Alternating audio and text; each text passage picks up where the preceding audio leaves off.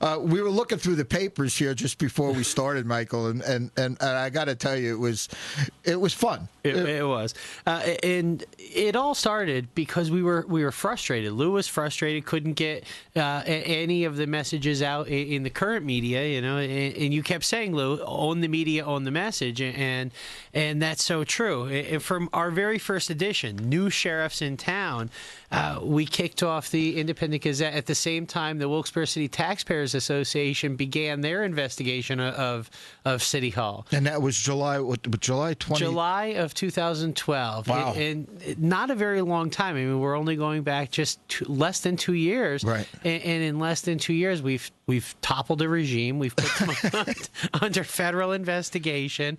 And FBI target letters were issued just this week. So many in the city received their target letters. If you haven't gotten one, folks, trust me, they're on the way. Think about that, Michael. It is encouraging. It really is. And the whole leg towing.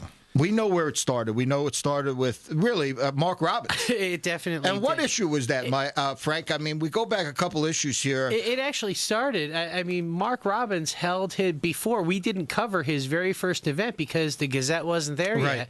And that was prior to our July issue of 2012. It was the beginning of summer. It was like, I want to say April or June of 2012. He held his rally on the square there. We were there for that one, and I was at his first court appearance. Okay.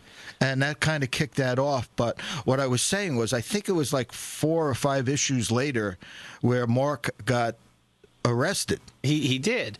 And what was the headlines of that? Michael, remember this one? What was and he's holding a press pass. Right. This one, Mark Robbins was actually taking photos of lag loaner vehicles behind the Wilkes-Barre Police Department, covering a story for the Independent Gazette. And I still think the Gazette should have sued City Hall and sued the police department for blowing our investigative piece. I mean, our reporter on the scene, and what do? They go out and broadcast over ComCenter that they've arrested Mark Robbins, taking photos behind the police station, alerting other members of the press to come and scoop us on that story.